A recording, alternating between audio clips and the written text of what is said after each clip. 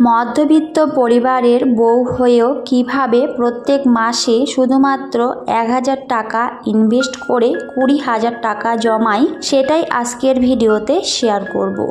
I hope ভিডিওটি সবার কাছে অনেক বেশি উপকারে আসবে আর অবশ্যই ভালো লাগবে। তো স্কিপ না করে ভিডিওটি শেষ হওয়া পর্যন্ত সাথেই থাকার অনুরোধ রইল। হ্যালো এভরিওয়ান, আসসালামু আলাইকুম। কেমন আছেন সবাই? আই হোপ সবাই খুব ভালো আছেন আর সুস্থ আছেন। আমরাও আলহামদুলিল্লাহ খুব ভালো আছি। আমার নতুন একটি ভিডিওতে সবাইকে ওয়েলকাম করছি। আশা করছি আজকের এই ভিডিওটি সবার কাছে অনেক বেশি ভালো লাগবে। সকালে একটু ছাদে গেছিলাম আর ছাদ থেকে বাইরের ভিউটা একটু দেখাচ্ছিলাম। মাশাআল্লাহ আমার কাছে অনেক বেশি সুন্দর লাগছিল, তো সেই জন্য ভাবলাম একটু আপনাদের সাথেও শেয়ার করি। আপনাদের কাছেও হয়তো ভালোই লাগবে, তো সেজন্যই কিন্তু শেয়ার করেছি। আর এর আগের ভিডিওতে আমি দেখেছিলাম বাবার বাড়ি থেকে একটা কাঁঠাল পাঠিয়েছিল, তো সেই কাঁঠালটা কিছুটা খেয়েছিলাম আর কিছুটা কিন্তু আমি কাঁঠালের বড়া ভেজেছিলাম, তো সেটাই একটুখানি শেয়ার করেছি। আমি কিন্তু এর আগের ভিডিওতে বলেছিলাম যে কিছুটা কাঁঠাল আমি বড়া ভেজে নেব আর সেগুলো অবশ্যই পরবর্তী ভিডিওতে শেয়ার করব, তো সেটাই কিন্তু শেয়ার করেছি। কারণ কাঁঠালটা কিন্তু আমার হাজবেন্ড তার সাথে আমার ছেলে একেবারেই খায় না, তো সেজন্য এমনি কিন্তু নষ্ট হয়ে যাবে। শুধুমাত্র আমি একটু খেয়েছিলাম, আমারও খুব একটা বেশি ভালো লাগে না, তো নষ্ট না করে আমি কিন্তু তারপরে সেগুলো বড়া ভেজে নিয়েছিলাম। আর মাশাআল্লাহ খেতে অনেক বেশি টেস্টি ছিল। আগে কিন্তু আমার শাশুড়ি মা অনেক সুন্দর করে বড়া ভেজে খাওয়াতো, আমার তো বেশ ভালো লাগতো খেতে। তো এখন তো আর মা নেই, তো সেজন্য আমাকেই বানাতে হয়। তো আমি কিন্তু বানিয়েছিলাম আর খেয়েও নিয়েছি, তবে মায়ের হাতে রান্না অনেক বেশি টেস্টি। আমারটা হয়তো খুব একটা বেশি ভালো হয়নি, তবে কিছু করার নেই, যেমন হয়েছিল সেভাবেই কিন্তু খেয়ে নিয়েছি। সকালে উঠলে দেখবেন সংসারে একটার পর একটা কাজ চলতেই থাকে। আসলে সকালের দিকে কাজের চাপটা একটু বেশি থাকে, আবার যদি বাচ্চার স্কুল থাকে তাহলে তো কোনো কথাই নেই, সকালে কিন্তু প্রচুর কাজ থাকে। তো আবিরকে আমি রেডি করে দিয়েছিলাম, তারপরে কিন্তু আবির স্কুলে চলেও গেছিল, তো সেগুলো আজকে আর শেয়ার করা হয়নি। তারপরে আমার হাজবেন্ড আর আমার জন্য চা করে নিয়েছিলাম আর দুজনে তারপরে কিন্তু খেয়েও নিয়েছি। আর সবার আগে আমার একটা কাজ হলো আমার ড্রয়িং রুমটাকে সুন্দর করে গুছিয়ে নেওয়া। তো ডাইনিং টেবিলটাকে আমি সুন্দর করে পরিষ্কার করে নিয়েছিলাম, কারণ খাওয়ার জায়গা সবসময় অবশ্যই নিট অ্যান্ড ক্লিন করে কিন্তু রাখা উচিত। তো সেজন্য আমি সবসময় চেষ্টা করি একটু হলেও আমার সংসারের প্রত্যেকটা জিনিস সুন্দর করে পরিপাটি করে গুছিয়ে রাখার। যদিও বাচ্চা নিয়ে কাজগুলো করতে আমার অনেক বেশি প্রবলেম হয়, তবুও কিন্তু আমি চেষ্টা করি যাতে সমস্ত কিছু সময়ের মধ্যে গুছিয়ে করে রাখি। আসলে আমাদের গৃহিণীদের অনেক দায়িত্ব থাকে একটা সংসারে, আর অবশ্যই আমরা সব কিছুই ভালোবেসেই করি। আর ভালোবেসে করি বলে হয়তো অনেক বেশি ভালো থাকতে পারি, কারণ যে কোনো জিনিস অবশ্যই আমাদের ভালোবেসেই কিন্তু করা উচিত। ভালোবেসে কোনো কাজ করলে দেখবেন সেখানে কিন্তু সহজে কোনো ক্লান্তি আসে না। ভালোবাসার মানুষগুলোর জন্য আমরা অবশ্যই হাসি মুখে সমস্ত কিছুই করতে পারি।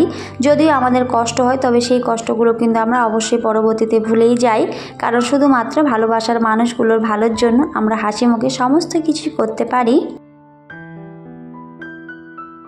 তো যাই হোক, তারপরে কিছু কাপড় কেচে দিয়েছিলাম আগের দিন, তো সেগুলো আর গুছানো হয়নি, তো এখন কিন্তু সেই কাজটা করে নিচ্ছিলাম। কাপড় কাচার কাজটা তো আমাকে প্রত্যেকটা দিনই করতেই হয়, আর ছোট বাচ্চা থাকলে তো আবার প্রচুর পরিমাণে কাপড় বের হয়। তো যাই হোক, অনেক কিছু কাপড় আমি কেচে দিয়েছিলাম আর সেগুলো আমি তারপরে সুন্দর করে কিন্তু গুছিয়ে নিয়েছি আর তারপরে জায়গা মতো কিন্তু রেখে দিয়েছিলাম। একটা সংসারে আসলে অনেক কাজ থাকে, তো একটার পর একটা কাজ করলে অবশ্যই কাজগুলো খুব তাড়াতাড়ি কমপ্লিটও হয়ে যায়। আমি কিন্তু সেভাবেই সবসময় কাজগুলো করার চেষ্টা করি। তো এর আগের ভিডিওতে আমাকে আমার প্রিয় আপুমণিরা সবাই অনেক সুন্দর সুন্দর করে কমেন্ট করেছিল, তো সবাইকে অনেক অনেক থ্যাংক ইউ এত সুন্দর সুন্দর করে কমেন্ট করার জন্য। আর এক আপু আমাকে কমেন্ট করেছিল, তো এই মুহূর্তে আপুটার নামটা মনে পড়ছে না, তো আপু কমেন্ট করেছিল যে তোমার বাড়ি কোথায়। তো আমি কিন্তু আমার অনেক ভিডিওতে বলেছি, তো আজকে সেই আপুটার উদ্দেশ্য করে আবার বলে দিচ্ছি, আমার বাড়ি কিন্তু ইন্ডিয়ায়। আসলে আমাকে অনেক আপু কমেন্ট করে যে আমার বাড়ি বাংলাদেশে, তো সত্যি বলতে আমার বাড়ি কিন্তু ইন্ডিয়ায়। তো অনেকেই এটা বিশ্বাস করতেই চায় না, কারণ আমার কথা কাজ নাকি ওদের কাছে মনে হয় যে আমি বাংলাদেশি। তো যাই হোক, সেই কথাটা শুনতে আমার কাছে কিন্তু বেশ ভালোই লাগে। তো যাই হোক, ভিডিওর প্রথমে যে কথাটি বলেছিলাম, তো এখন চলে যাই সেই মূল পর্বে। তো আমি কিভাবে মধ্যবিত্ত পরিবারের বউ হয়েও প্রত্যেক মাসে মাত্র 1000 টাকা ইনভেস্ট করে 20,000 টাকা জমিয়েছি, তো সেটা এখন একটু শেয়ার করছি। আমার যারা রেগুলার ভিউয়ার্স রয়েছেন তো আপনারা হয়তো সবাই জানেন আমি কিন্তু মাল্টি লেভেল জুয়েলার্সে কাজ করি, মানে সেটা কিন্তু গোল্ডের বই, তো সেখানে কিন্তু আমি কাজ করি। আর সেখানে কাজ করে কিন্তু আমি অনেক টাকা জমিয়েছি, তবে এখনো পর্যন্ত খুব একটা জিনিস সেখান থেকে কেনা হয়নি, কারণ যে পরিমাণে সোনার দাম তো সেখানে কিন্তু অল্প টাকায় কিছু কেনা সম্ভব নয়। তো আমি কিন্তু অল্প অল্প করে টাকা জমিয়ে তারপরে কিন্তু একটা জিনিস কিনবো, আমার অনেক দিনের ইচ্ছে। তো সেই স্বপ্নটা পূরণ করার জন্যই কিন্তু আমি প্রত্যেক মাসে মাসে 1000 টাকা করে জমিয়ে রাখি।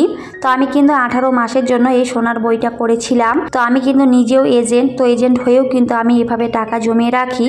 আর আমার কিন্তু অনেক কাস্টমার রয়েছে, অনেকে আমার কাছে বই করেছে, অনেকে 500 টাকা, অনেকে 1000 টাকা বা অনেকে 2000 টাকা, যার যেমন সামর্থ্য সেই অনুযায়ী কিন্তু করেছে। তো আমিও কিন্তু প্রত্যেক মাসে মাসে এখানে 1000 টাকা করে জমা করি। আর তার সাথে কিন্তু 200 টাকার একটা আলাদা বই রয়েছে, প্রত্যেক মাসে 200 টাকা করে জমাই, তো সেটা কিন্তু আলাদা।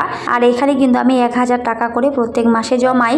তো এটা কিন্তু 18 মাসের জন্য আমি জমিয়েছিলাম। আর 18 মাসে কিন্তু সেখানে আমার 20,000 টাকা জমেছে, তো সেটা একটুখানি শেয়ার করেছি। আসলে আমরা চাইলে কিন্তু একবারে অনেক টাকা জমাতে পারবো না, তবে এই যে প্রত্যেক মাসে মাসে অল্প অল্প করে টাকা জমালেও কিন্তু সেখান থেকে অনেক মোটা একটা অ্যামাউন্ট চলে আসে। তো আজকে কিন্তু আমি প্রমাণ সহ দেখিয়ে দিলাম। এভাবে চাইলে কিন্তু আমরা সবাই অনেক টাকা জমাতে পারি। মধ্যবিত্ত পরিবারের বউ হয়েও কিন্তু এভাবে টাকা জমানো সম্ভব। তো আপনারাও অবশ্যই এভাবে টাকা জমিয়ে রাখবেন, দেখবেন অনেক বেশি ভালো হবে, অনেক কিছু জিনিস কিনতে পারবেন। অনেক কিছু শখ আমরা এভাবে কিন্তু পূরণ করতে পারি। ছোট ছোট যে শখগুলো রয়েছে সেগুলো অবশ্যই কিন্তু পূরণ করা যায়। তো আমি কিন্তু এভাবে একটা একটা করে জিনিস কিনছি। আর এখন যে পরিমাণে সোনার দাম, তো সেখানে কিন্তু সোনা কেনা এতটাও সহজ নয়। আর একবারে টাকা জমিয়ে সোনা কেনাটাও কিন্তু আমাদের মতো মধ্যবিত্ত পরিবারের পক্ষে সম্ভব নয়। তবে যাদের অনেক বেশি টাকা রয়েছে তারা চাইলে কিন্তু কিনতেই পারে, তো তাদের কথা এখানে নাইবা বললাম। কিন্তু যারা আমাদের মতো রয়েছে মধ্যবিত্ত পরিবারে থাকো, তো তাদের উদ্দেশ্য করে বলছি, চাইলে কিন্তু এভাবে মাসে অল্প টাকা ইনভেস্ট করে আপনারাও কিন্তু অনেক টাকা জমাতে পারেন। তো আশা করছি এই টিপসটা আপনাদের কাছে ভালো লেগেছে। আমার কাছে এরকম অনেকেই বই করেছে আর এভাবে অনেক টাকাও কিন্তু জমিয়েছে, তারপরে অনেক সোনাও কিনেছে। তো এভাবে কিন্তু একটু একটু করে টাকা জমিয়ে অবশ্যই সোনা কেনা সম্ভব।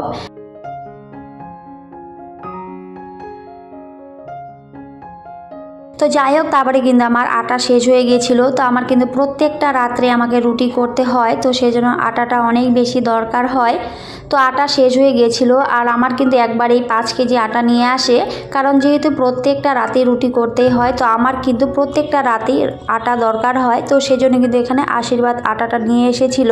আর এই আশীর্বাদ আটাটা সত্যি অনেক বেশি ভালো, রুটিগুলো অনেক বেশি সফট হয় আর খেতেও অনেক বেশি টেস্টি হয়, অনেক সুন্দর ফুলকো ফুলকো হয়। তো এই আটাটা অনেক বেশি ভালো, শরীরের পক্ষেও কিন্তু অনেক বেশি ভালো, তো সেই জন্যই সেটাই কিন্তু নিয়ে আসে। আর একবারে 5 কেজি নিয়ে আসে, আর এভাবে নিয়ে আসলে অনেক দিন পর্যন্ত চলে যায়। আর আমি কিন্তু আগেও বলেছি আমরা সব সময় হোলসেলার দোকান থেকে জিনিস কিনি, আর একবারে এভাবে কিনে আনলে সেখানে কিন্তু টাকাটা অনেকটাই সেভ হয়। অবশ্যই একটা সংসারে আমাদের হিসেব আর বুদ্ধি করে কিন্তু চলা উচিত। এইভাবে চললে একটা সংসারে আয় উন্নতি আসবে, সেই দিকগুলো কিন্তু অবশ্যই আমাদের ভেবে চিন্তে একটা সংসারে চলা উচিত। আমি সেভাবেই চলি আর সেগুলি ভিডিওতে দেখিয়ে থাকি। আর আপনারা সবাই ভালোবেসে আমার ভিডিওগুলো দেখেন আর অনেক সুন্দর সুন্দর কমেন্ট করেন, তো সবাইকে অনেক অনেক থ্যাংক ইউ আর ভালোবাসা। এভাবেই সুন্দর সুন্দর করে কমেন্ট করবেন আর আমাকে উৎসাহিত করবেন নতুন নতুন কন্টেন্ট তৈরি করতে। আপনাদের কমেন্টগুলো যে আমার এত বেশি ভালো লাগে বলে বোঝাতে পারবো না, অনেক বেশি ভালো লাগে। অনেকটা উৎসাহিত হয়ে আমি সবার কমেন্ট পড়ি, তবে হয়তো সবার কমেন্টে রিপ্লাই দিতে পারি না, তবে চেষ্টা করি নতুন যারা বন্ধু রয়েছে তাদের কমেন্টে রিপ্লাই দিতে। তো যাই হোক, তারপরে কিন্তু খাওয়া দাওয়া কমপ্লিট হয়ে গেছিলো, সেগুলো আর শেয়ার করা হয়নি। তো আমরা আজকে বেরিয়ে পড়েছিলাম শিলিগুড়ি যাব, তো সেটা একটুখানি শেয়ার করেছি। আসলে আমার মেয়েটার শরীরটা খুব একটা ভালো নেই, তো সেই জন্য কিন্তু মেয়েকে ডাক্তার দেখাতে নিয়ে গেছিলাম। এর আগে হয়তো বলেছিলাম যে আমার মেয়ে ঠান্ডা লেগেছে, আর তার সাথে আমার শরীরটাও কিন্তু খুব একটা ভালো ছিল না, তবে আলহামদুলিল্লাহ এখন কিন্তু ভালোই আছে। তবে আমার মেয়ের চেক আপ ছিল, কারণ 2 মাস পরে ওকে নিয়ে যেতে বলেছে, আর ওর কিন্তু 18 তারিখ দিয়ে 4 মাস কমপ্লিট হয়ে গেছিলো। তো সেই জন্য কিন্তু ওকে ডাক্তার দেখাতে নিয়ে গেছিলাম। তো সবাই আমার মেয়ের জন্য অনেক অনেক দোয়া করবেন, যেন ভালো থাকে সুস্থ থাকে। আমার প্রিয় আপুমণিরা সবাই অনেক অনেক দোয়া করেছে আমার মেয়ের জন্য, তো সবাইকে অনেক অনেক থ্যাংক ইউ। আর আজকে আমি শিলিগুড়ি যাচ্ছি, শুধু একটা কাজে কিন্তু যাচ্ছি না, আজকে আমার অফিসে যাব, মানে আমি যে অফিসে কাজ করি মাল্টি লেভেল জুয়েলার্সে, তো সেটাও আপনাদের সাথে শেয়ার করব। তো অবশ্যই ভিডিওটি স্কিপ না করে শেষ পর্যন্ত থাকবেন। তো আজকে আমার অফিসটা একটু সবাইকে দেখিয়ে দেব। তো অনেকেই ভাবতে পারে যে আমি বারবার কিন্তু বলি যে আমি সোনার বইয়ে কাজ করি বা মাল্টি লেভেল জুয়েলার্সে কাজ করি, কিন্তু এখনো পর্যন্ত কাউকে দেখাইনি। তো অনেকে হয়তো ভাবতে পারে যে এটা হয়তো আমি এমনি বলছি। তো আজকে কিন্তু আমি একেবারে প্রমাণ সহ সব কিছু দেখিয়ে দেব।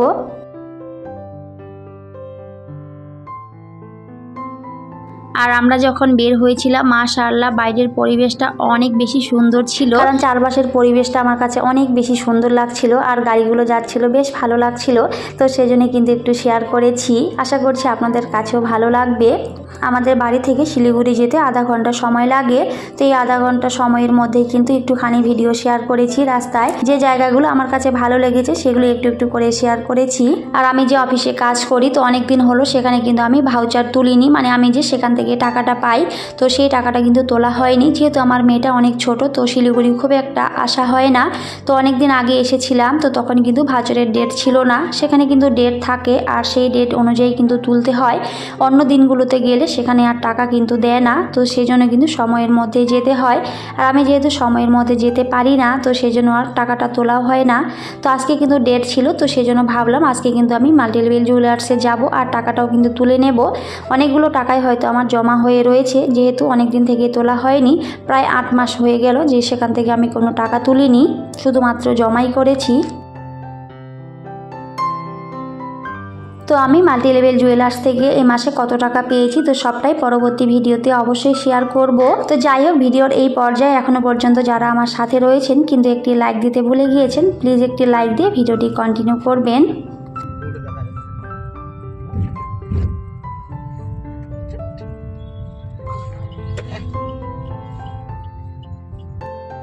তো তারপরে কিন্তু ফাইনালি আমি মাল্টি লেভেল জুয়েলার্সে পৌঁছে গেছিলাম আর সেটা একটুখানি শেয়ার করেছি। তো আশা করছি আজকের এই ভিডিওটি সবার কাছে ভালো লেগেছে। ভালো লাগলে অবশ্যই লাইক, কমেন্ট এবং চ্যানেলটিকে সাবস্ক্রাইব করে আমার পাশেই থাকবেন। আর সবাই অনেক সুন্দর সুন্দর করে কমেন্ট করবেন। তো সবাই খুব ভালো থাকবেন, সুস্থ থাকবেন আর অবশ্যই আমাদের জন্য দোয়া করবেন। আমিও অলওয়েজ সবার জন্য দোয়া করি। তো সবাইকে টাটা, আল্লাহ হাফেজ, দেখা হবে পরের অন্য কোনো একটি ভিডিওতে।